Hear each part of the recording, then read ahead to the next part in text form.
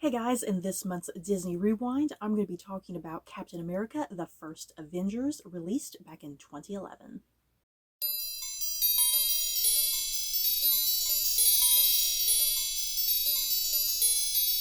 So, before I get going with my thoughts and feelings on my rewatch of Captain America, the First Avenger, I guess quick disclaimer, spoilers? Definitely, for sure. And yeah, spoilers also because I am pretty much caught up with everything in the Marvel Cinematic Universe, so there could be potential spoilers for just other random things that happen in the life of Captain America further down the line in the movies. So yeah, if you're not caught up with the MCU, you might want to stay clear of this video. But yeah, let's get going, yeah guys. I don't care what anybody says. I love this very first Captain America movie. I don't know what it is. There's just there's just something so easily rewatchable about it to me personally, and just something that feels very nostalgic. I don't know how to explain it because at this point I'm filming this video here in 2024, and at this point there has been 20 plus MCU movies released. That's a lot of movies. And just as I've been rewatching a lot of these very, very early Marvel movies, especially in phase one, there's just something that's so nostalgic, and it just gives me warm, happy feelings. And I think what I love, especially, with this first Captain America movie, it's just at the basics. It's at the basics with this character and this world. It's simple and straightforward. There's nothing overly complicated about it. And at this point in this stage of the MCU, there's nothing like overly overconnected. You know what I mean? Like like I said, there's 20 plus movies in the MCU at this point at the time of filming, and everything is so interconnected and so intertwined, and you have to watch everything at this point, and you have to try and stay caught up, or you're going to fall behind. You're going to be confused if you watch whatever the next movie is.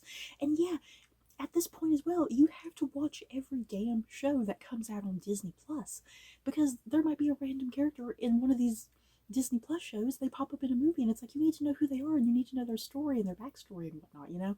So like I said, there's just something so simple and basic.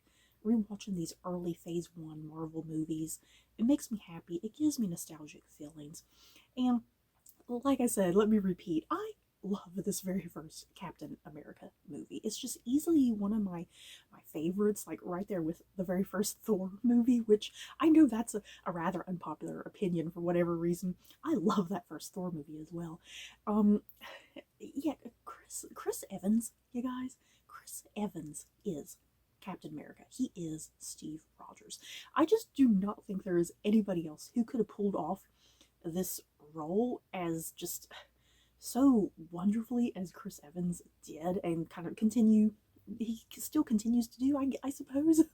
I guess we'll see.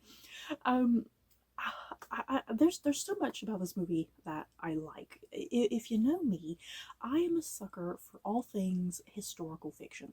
So the fact that this movie takes place, for the most part, in like the 1940s during World War II, that is what hooked me right there. That is what got me interested in this movie way back in 2011.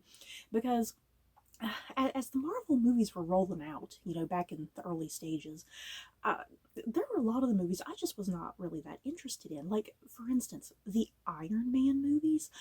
I did not even see those Iron Man movies until right before Avengers came out, because I was like, uh-oh, Avengers looks really good. I might need to go back and rewatch Iron Man. But yeah, like Thor and Captain America, I did make that effort to go watch those movies when they first came out, because they did genuinely look interesting.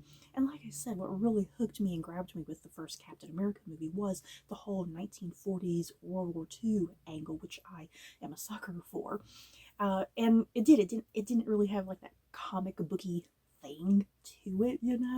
Because at that time, comic book movies, they were not hip and popular. MCU by the time you get to Avengers, the MCU made comic books cool. It made nerds cool.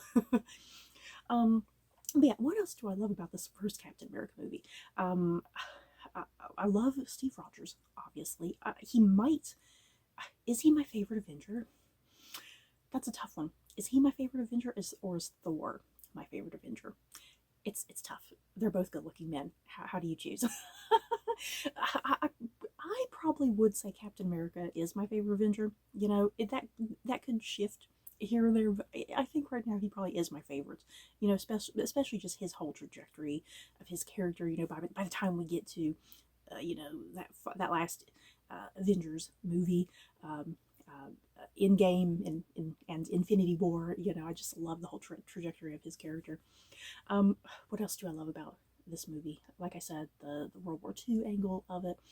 Um, I like Steve Rogers to just his overall journey in this very first movie, because he's the little guy, as they constantly like to say to him. You know, you're the little guy. There's not much to you, but he has such a big heart. You know, and that's what makes him such a perfect candidate for the whole super soldier project and whatnot. You know, when Stanley Tucci approaches him, that's what I think really connects you to Steve Rogers in this entire movie, is that he is kind of your average, everyday American citizen. He just wants to do right for his community and for his country, and he's not doing it for bad reasons. You know, like he says to Stanley Tucci's character near the beginning, you know, he doesn't want to kill anybody. You know, he doesn't want to kill anybody.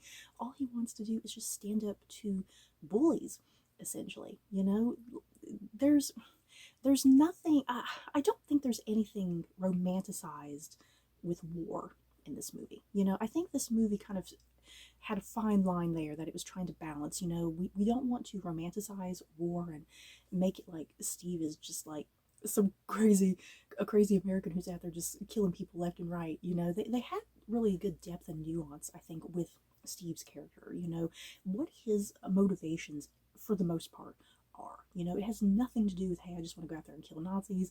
It's about just standing up for his country and his community and just wanting to stop the bullies, which was Nazi Germany. You know, so they make it very clear cut, I think, in this movie, that you can root for him and support his cause.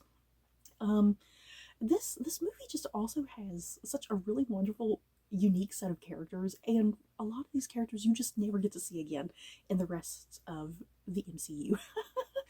Unless, like, Agent Carter, for instance. Speaking of Agent Carter, I love Haley Atwell as Peggy Carter. She is easily the most memorable of the female protagonists that are in all of these movies. Let's be real. Peggy Carter is just, she's such a badass. She is so genuine with her emotions and her feelings, and that's what makes her such a perfect pairing with Steve as well, because she wants to fight the good fight as well, you know, and stand up for the world. Peggy's just so wonderful. I love her hair and her clothes. I want her hair glows, you guys. And yeah, I was so glad when Peggy got her spin-off TV show. It only lasted for 2 seasons, you guys, but Agent Carter was such an amazing show. If you have not checked out Agent Carter, seriously, it's on Disney Plus. You have no excuse. Go watch it. It is so good. Um, Also, the wonderful Sebastian Stan, obviously, as Bucky Barnes, aka the future Winter Soldier. Hell yes. I love Bucky in this movie as well, and because he almost has that really stereotypical kind of American persona. You know, he's tall, he's good looking. You know, and here's Steve, his best friend, who's, it's like, how are these guys friends? You know. Um, and I like how Bucky's character kind of shifts over the movie, because he kind of feels like he's being pushed to the background, like, oh, no one cares about me anymore because Steve is so wonderful and great. But I love the Bucky and Steve relationship. I can go on about their relationship for a long time, you guys. I'll probably go more into their relationship when, you know, when I get around to my rewatch of not Civil War, Winter Soldier. When I get to that movie, I'll probably go on and on about their relationship in that review, because that's such a huge pivotal part of that movie, is their relationship. But I just love their general relationship. You know, they are best bros until the end. Yeah, Peggy kind of there in the middle. Who else? We have Stanley Tucci, obviously. Such a wonderful role for Stanley Tucci. He's always good in anything he's in. Hugo Weaving, you guys, oh my god. You know, a lot of people complain about Marvel villains and that, like, Loki and Killmonger and Thanos are pretty much kind of the best of the best when it comes to the Marvel villains thus far. But I seriously really like the Red Skull as well, played by Hugo Weaving. He's kind of an underrated villain almost, I feel like, and kind of underappreciated, but I really like what Hugo Weaving did with the character of the Red Skull.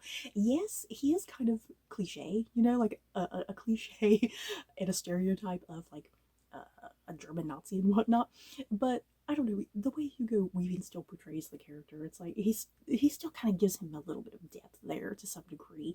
I feel like, because yeah, the Red Skull, he's a dude who's he's seeking ambition and seeking to be superior, you know, which were all traits of what Nazi Germany was up to anyway. But yeah, it's like he has it like tenfold, you know. It's like skyrocketed with him, and I like what he's kind of doing throughout the movie as well, because he's actually up to something, you know, and he needs to be stopped. You know, he's a nice foil to Steve Rogers and whatnot. Yeah, that's pretty much kind of it for your large main characters, because a lot of other people have smaller roles.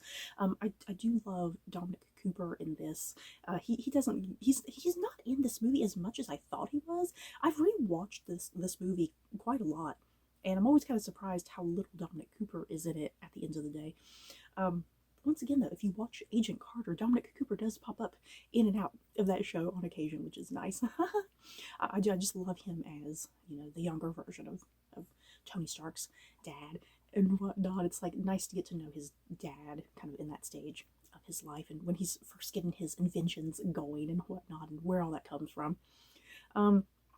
Yeah, once again, there's this movie has just such a large cast of characters in some way, and there's a lot of people who have really itty bitty tiny roles. Like, for instance, Richard Armitage, you guys.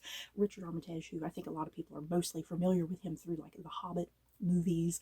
I liked Richard Armitage's little small role in this at the very beginning of the movie. His role at the beginning of the movie is just kind of really cliche almost, and it kind of makes me think of like an Indiana Jones movie, the way it's kind of filmed and shot and directed.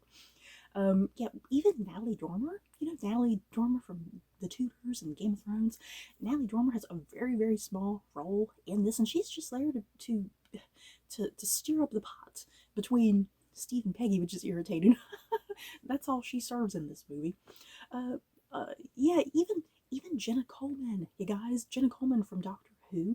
She's in a very quick blink and you'll miss it moment when Steve and Bucky are out at that fair, you know, that Howard is hosting or whatever, and Jenna Coleman is one of the girlfriends that Bucky brings.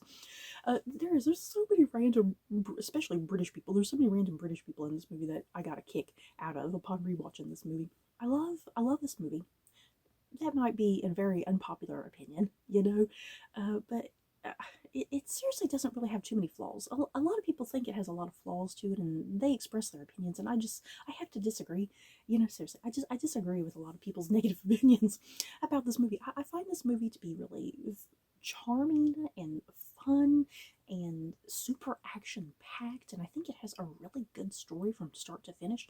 And for me, I don't think it ever like wavers anywhere. There's never really a particular point where it feels slow and tedious or anything. I think the runtime of this movie is really perfect, and it allows you to have enough time to get to know these characters, you know, especially building up Steve Rogers as a character, since he is so pivotal to the MCU moving forward, you know.